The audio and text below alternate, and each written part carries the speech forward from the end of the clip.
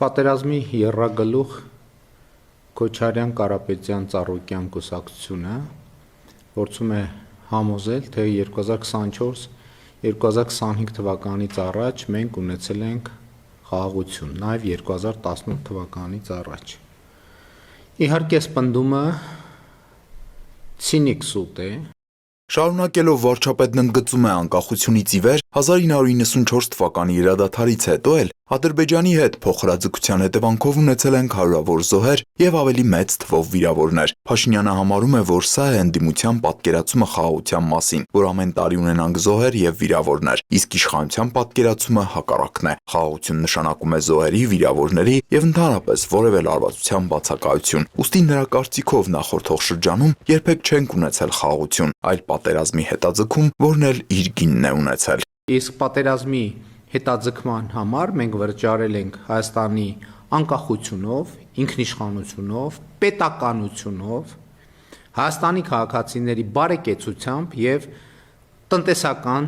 զարգացմամբ։ Իսկ պատկերավոր ասած այդ վճարամիջոցը սպառվել է արդեն 2016 թվականի քառորյա պատերազմի ժամանակ, երբ բանակցային սեղանին դրվել է բոլորովին այլ տրամաբանություն՝ Ղարաբաղյան հարցի կարգավորման հայկական կողմի բոլոր պատկերացումները հօդս ցնդեցնելով։ Նրանք, ովքեր կփորձեն վիճարկել այս պնդումը, ես հղում կանեմ արդեն իսկ հրապարակված եւ հայտնի բոլորին եւ բոլորին հայտնի Սերժ Սարգսյանի 2016 թվականի օգոստոսի արդեն իսկ հայտնի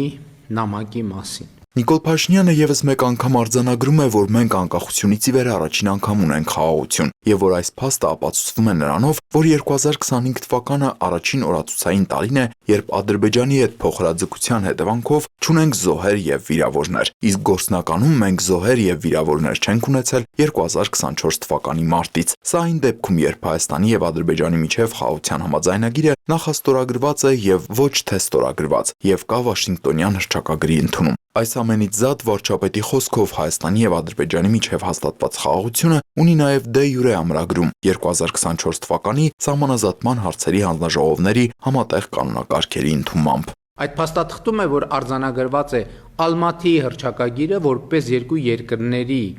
միջև սահմանների սահմանազատման բազային սկզբունք, եւ սա ունի դե յուրե բարձրագույն նշանակություն երկու երկրներում։ Նիկոլ Փաշինյանը նաև սա է համարում խաղաղության հիմքը, ապա ընդգծում է, որ այս տրամաբանությունից շեղվելը միանշանակ եւ աներկբա նշանակում է պատերազմ, դրանից բխող բոլոր հետևանքներով։ Եվ ուրեմն մենք բազում զոհերի եւ զոհողությունների գնով հասել ենք ոչ թե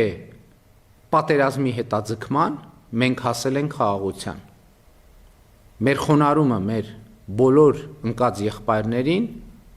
մենք հասել ենք խաղաղության։ Փաշինյանի համոզմամբ ազատ ժողովրդավարական բարեկեցիկ ինքնիշխան Հայաստանը մեր բոլոր զոհերի հիշատակը հարգելու բարձրագույն միջոցն է, եւ ուրեմն խաղաղությունն այսօր արդեն դե յուրե հաստատված է, եւ վարչապետի խոսքով Հայաստանի Հանրապետության քաղաքացին պետք է տեր կանգնի իր ստեղծած այն խաղաղությանը, որի արդյունքին հասել է իր ընտրած իշխանությունը։ Փաշինյանը շարունակում է. գալիս է այդ ժամանակը, եւ այդ ժամանակը 2026-ի հունիսի 7-ն է, որ Հայաստանի Հանրապետության քաղաքացին շարունակի տեր կանգնել իր խաղաղությանը։ Անկեղծ ասեմ, որևէ կասկած չունեմ, որ Հայաստանի քաղաքացին տեր է կանգնելու իր խաղաղությանը։ Փառք նահատակներին, կեցցե Հայաստանի Հանրապետությունը եւ սիրում եմ բոլորիդ։ Տիգրան Հովակիմյան, Հորիզոն։